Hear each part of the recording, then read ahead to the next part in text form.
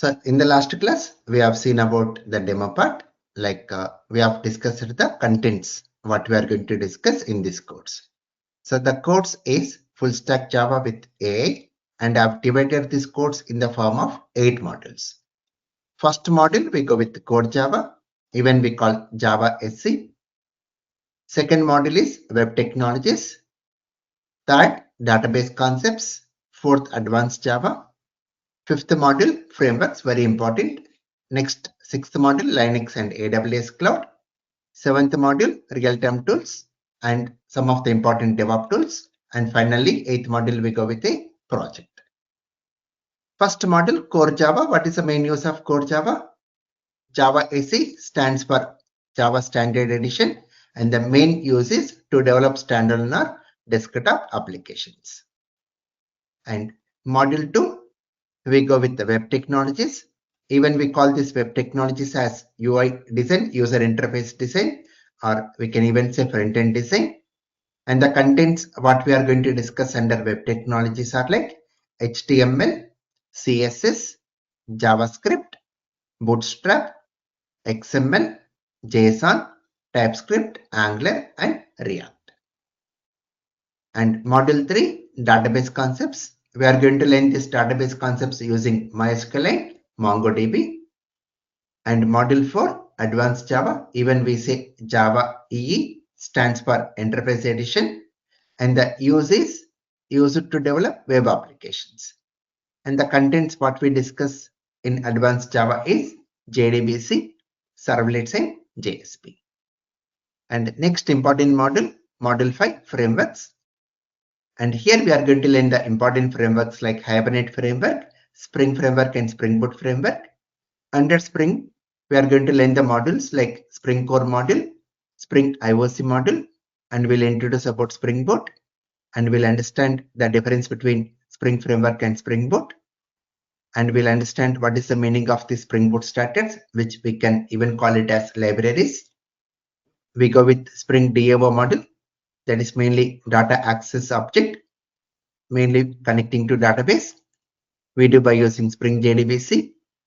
We go with Spring Data JPA module, Spring Web MVC module used to develop web applications, Spring REST module used to develop REST APIs, and one more very important Spring Security module, where we discuss about what is the meaning of authentication and authorization, and we'll even see in-memory authentication, OAuth 2.0, and JWT, JSON Web Tokens. And one more module, Spring Bat module, and very, very important added in this course, that is Spring AI module. Here we will be understanding the introduction of AI and what is this large language model and how to go with the prompt, what is the meaning of prompt, and we'll understand what is this generative AI and how to use this generative AI using Spring AI. And we even go with microservices using Spring Boot. And module 6, Linux and AWS Cloud. And during this, we'll learn how to install Linux on AWS, and we'll be learning some of the important Linux commands. Even we'll see how to install Java on Linux, and even we are going to discuss deploying Spring Boot application in AWS. Module 7, real-time tools and DevOps tools like Maven tool, GitHub tool, JUnit, Lombok, Postman, Zira, Log4j, JMeter, Redis Cache, Swagger, Jacoco, Docker, Jenkins, and Kubernetes. And finally, we go with a project using Spring Boot, microservices, and Angular. And the duration of this course goes with the 5 minutes. And the classes will be Monday to Friday at 8 p.m. IST. And the class will go maximum 1 hour. And whatever the GoToMeeting link you're having, it's a permanent link. Till end of course, you can use the same link. And I'll be sharing the class notes, source codes, and recordings. I'll be sharing within 2 hours after the class. And the people who did not send the test mail, they can send the test mail to this email ID, Raj Online Java, so that I can take care of sending notes and recordings to your email ID. So please make a note of this email ID. So anyone having any questions up to here?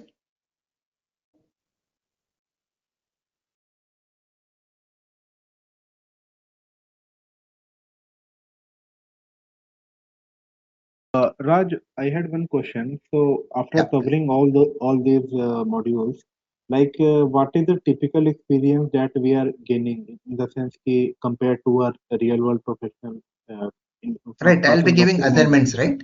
Yeah, during our sessions, I'll be giving assignments. So if you are able to do that assignments means you are able to cope up. You are understanding the concepts whatever I'm discussing. Okay. Okay. So I'll be interacting. I'll be keep on asking questions now. So based on that, I'll be knowing whether you are understanding all the things properly or not. Yeah, because Okay. I assume the reason for the course is to build the real world capabilities that we will Right. Right. eventually use. That's the main objective, right?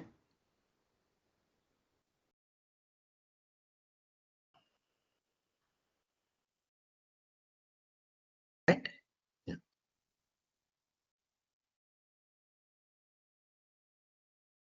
Today, let us move to the next one. That is programming concepts.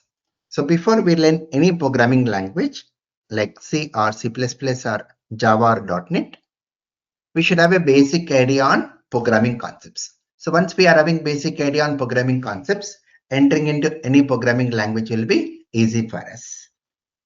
So programming concepts.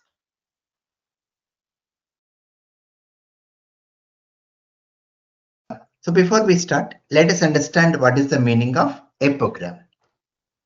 What is a program?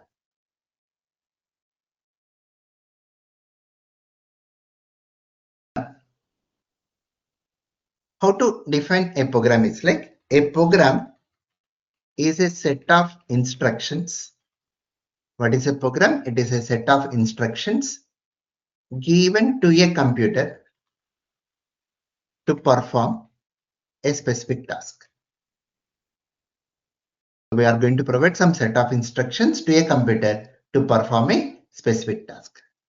The meaning of task is like finding area of a rectangle, finding total marks of a student, finding net salary of an employee, adding a book into the library, then booking a movie ticket, booking a flight ticket, transferring funds from one account to other account. That is the meaning of task. To do that, we have to provide some set of instructions that we call it as a program.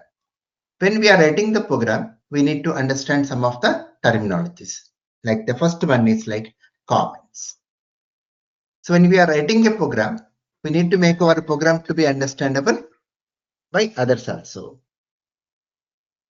So we have to document our program, like what is the purpose of the program, on which date we are writing the program, who is writing, that we manage by using comments. So you can select comments are used to document a program and ignored by the programming language. So language will not see what you are writing in these comments. We are having two types of comments. They are single line comments, which is slash slash, multi-line comments, which is slash star, and then with again star slash, and with again star slash. Right.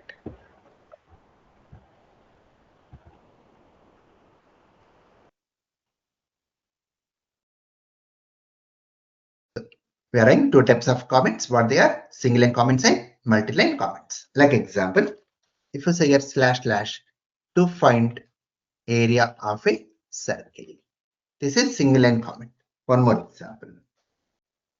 Slash star multi-line comment to find gross salary and net salary of an employee. To find what? Gross salary and net salary of an employee. So this is multi-line comment. So whatever you are writing here in the form of comments, this is ignored by the programming language. The next concept over here is keyword. When you take any programming language, there will be some predefined words.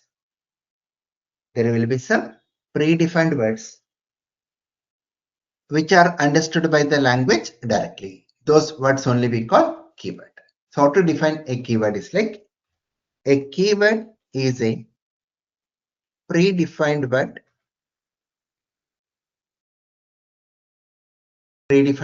or reserved word whose meaning is known to the language directly.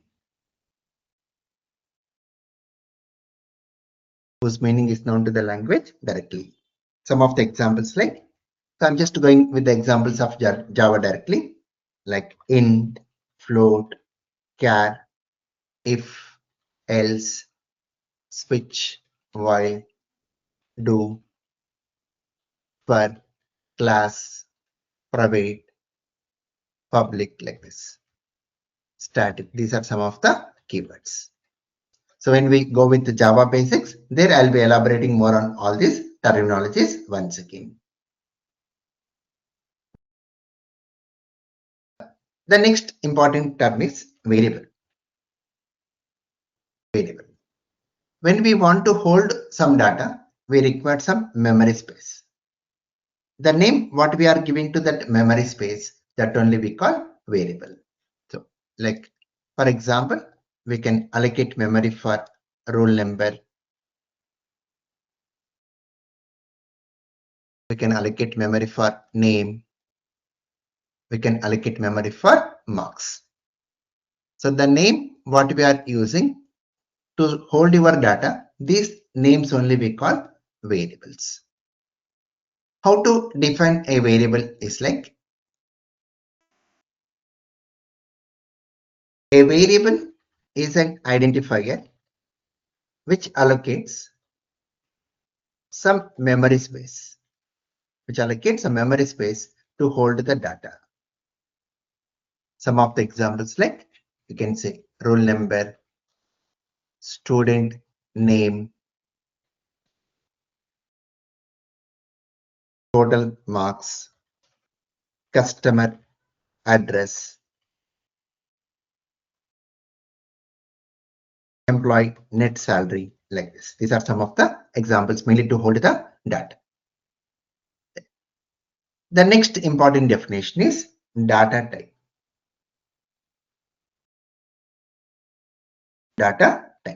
Once we allocate memory space for variable, like example, if you are allocating memory space for age,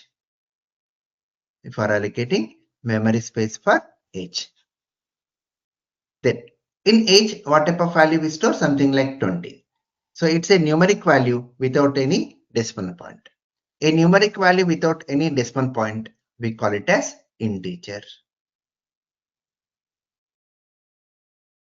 If you are allocating memory space for name, in name, we generally store a value with collection of alphabets, collection of characters.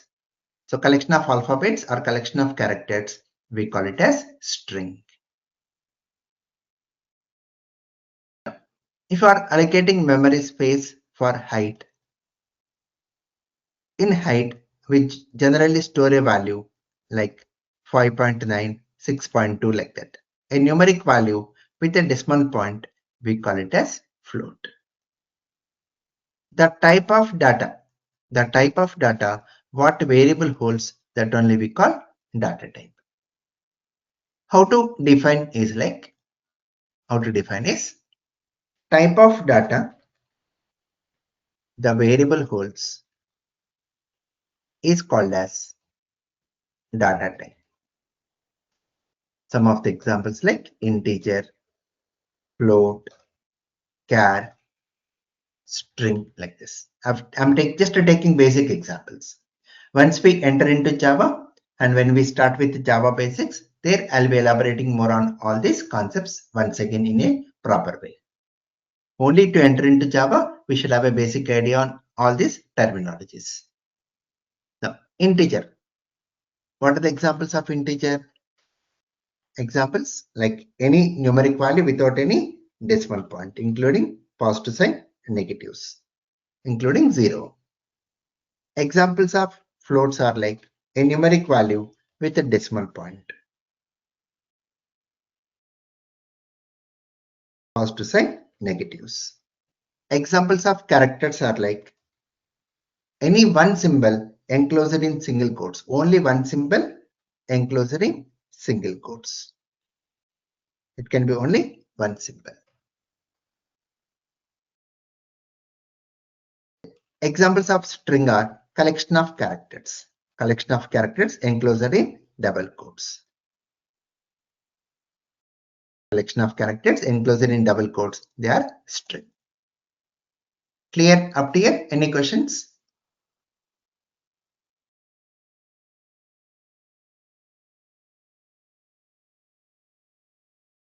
No.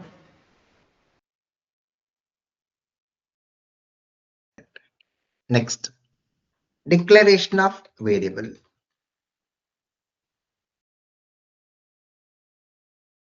Declaration of variable.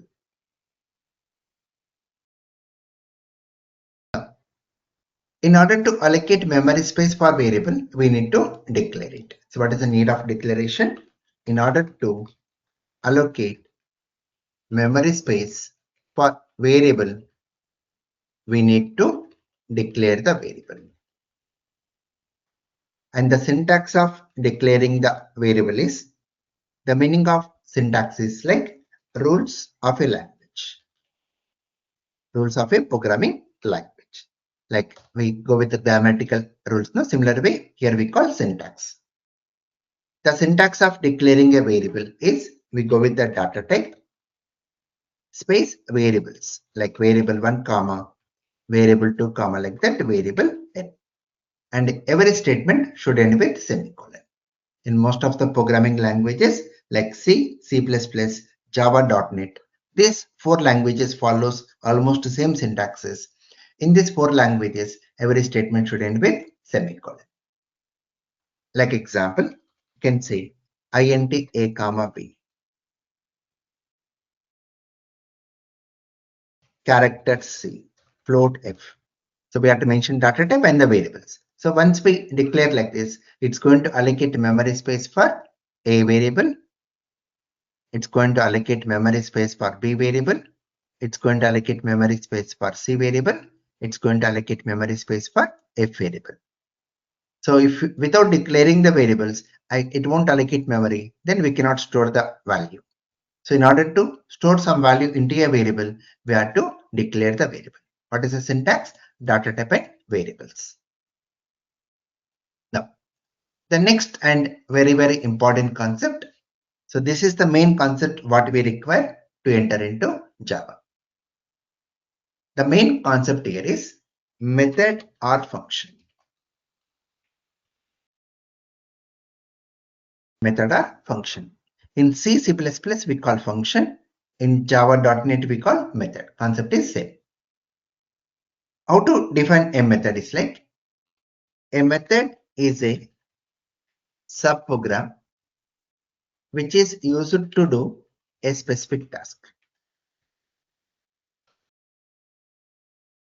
Method is what? It is a subprogram which is used to do a specific task, a part of the program. There. Like example, we want to find area of a rectangle. In order to find area of a rectangle, we are going to write the method like this, area rect.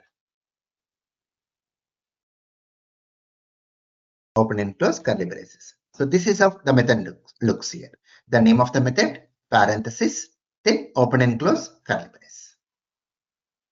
Means the method begins at open curly brace and ends at closing curly brace. Now, in order to find area of a rectangle, what data do we require? What is the formula to find area of a rectangle? Anyone? Base and height. Base or Yeah, length. base and height or length into breadth. Area of rectangle formula is length into breadth or base and height. Right? So that data what we require to find area of a rectangle, that we need to pass in between this parenthesis like this. Int length, comma, int breadth. So this length and breadth are called as arguments or parameters. This length and breadth, what we call them as arguments or parameters. Now, what is the formula to find area? Area equal to length into breadth. Now, since we are using a variable area, we need to declare it. How to declare? Data type and the variable name. Now, when you are writing the code inside the method, this we call it as defining a method. Defining the method. We are writing the code inside the method means defining the method. Now let us call the method. Calling the method. How to call is in our program, we had select this area rect and we can pass the values like 10, 5. So when you say area rect 10, 5 and we end with semicolon, when you end with semicolon, it is calling the method. When we are using curly brace, defining the method. And don't worry, we are going to do a lot of examples on this. Now, when you say area rect 10, 5, what is going to happen? This 10 will go and store into length variable. 5 will go and store into breadth variable. Then what will be the value of area will be now? 10 into 5, 50. That result, I want to give back to this method. Understand carefully. This is the main concept. Not how to write the code inside the method. The main concept is after calculation, the result I want to give back to this method. How to give this area value back to this method is by using a keyword return. By using what keyword? Return area. So when you say return area, this 50, this result 50 will come and store into this method. That value, I can even store it into some other variable and we can print it here. Can even print here. So what value it's going to print? 50 on screen. Now, understand the main point now. Here in this example, we are returning a value area. This area is what data type? Integer. What is the data type of this area variable? Integer. So before the method name, we have to mention the data type what you are returning. So this mentioning data type what you are returning, this concept we call it as return type. This concept we call return type. So this is the main concept required before we enter into Java. We should understand the concept of return type, not how to write the code inside the method, not how to call all those things. The main thing is we should understand about return type concept.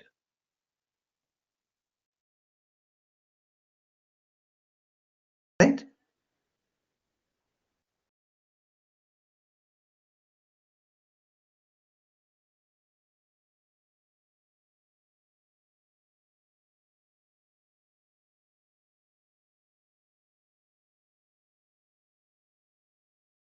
Now, so what is the return type of this method here? Integer. So what is the point to remember? The return type of area rect method is integer. Now understand carefully. If you take the same example, instead of returning, I want to print area value here only. We want to print area value here only. So in this example, I am not returning any value outside of the method. In this example, we are not returning any value outside of the method. Then we have to use the keyword void. What keyword we have to use? Void. So void means no return type. Void means what? No return type. So this is the important keyword what we should understand before we enter into Java. Because once we start with our Java, from day one only, I'm going to use this void keyword. So this is the main reason why we are discussing this concept. So what is the main reason of discussing this concept is only to understand about this void keyword. So don't worry too much on this concept now, because once we enter into basics, I'll be even taking a lot of example programs, how to write the methods, what is return type, what are arguments. So we'll be doing a lot of examples on this concept. So the main objective of discussing today is only to understand about this void keyword. Clear up to here, all of you?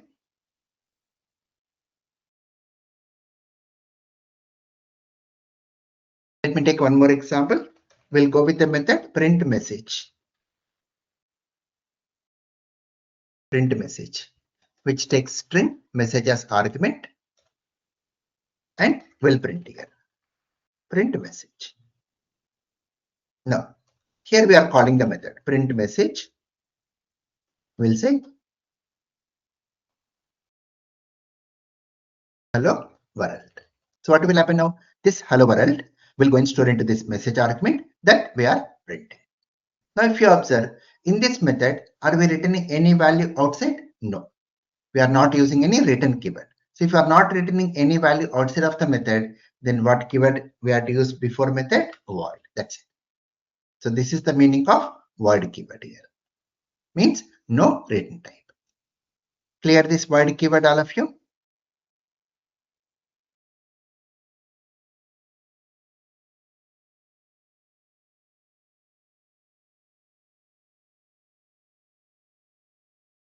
Yeah.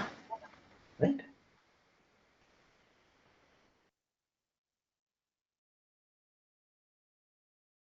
Yeah.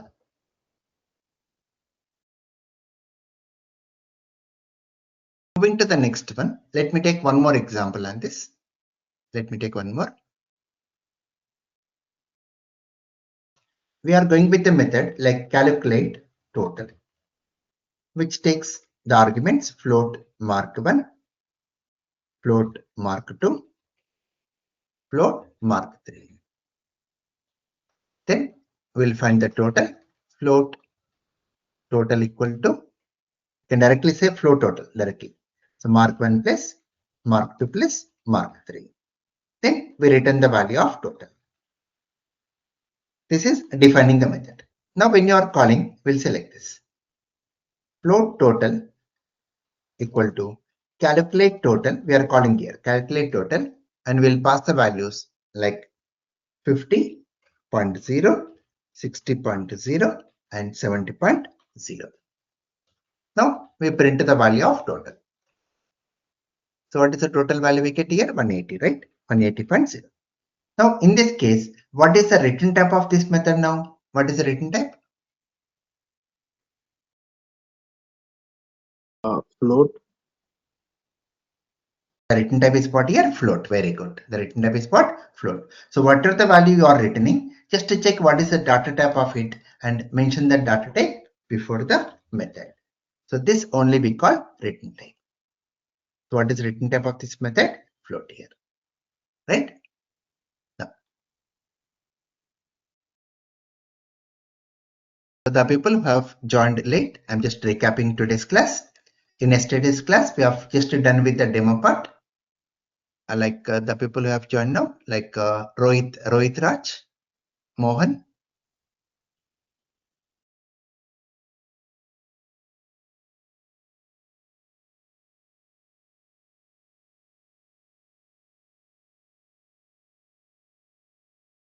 and one more joined ISH Ish. May I know the full name?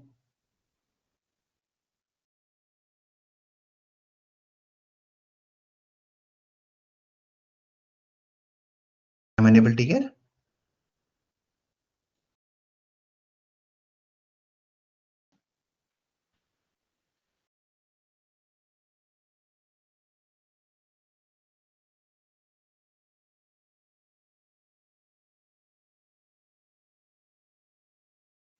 So what we have discussed today is before we enter into any programming language, we should know the programming concepts, like what is the meaning of program. It is set of instructions given to a computer to perform a task. And when you are writing program, we have to follow some terminologies like comments.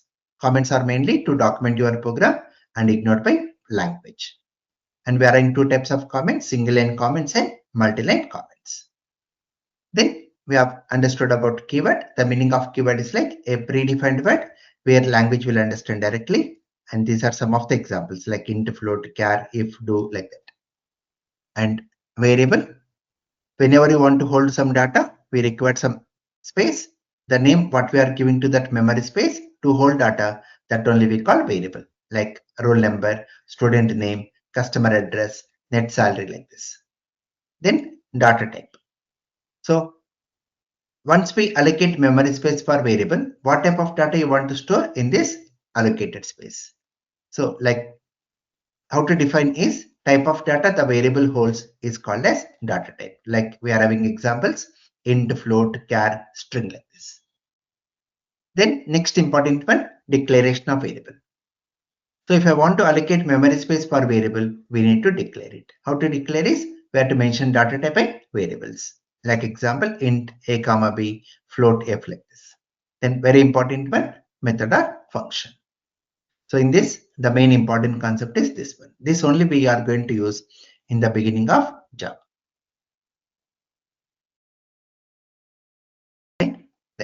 The people who have joined today and the people who did not send the test mail up to now, Isha, Ish and Mohan, please send a test mail. Suggested to go with Gmail, suggestion only, not mandatory, to rajonlinejava@gmail.com. So in order to get this document recording source codes in future, please send a test mail to this email ID. So please make a note of this. I'm sending this once again through chat of GoToMeeting. Please make a note of this. The people who have already sent the test mail, it is not required to send it once again. Next, before we close for today, next class will be on Monday, where I'm going to start off with Java introduction and Java features. So from next class, the class will go near to 1 hour. And remember, next class will be on Monday, that is 30th of March at 8 p.m. IST. Please use the same GoToMeeting link to join the sessions.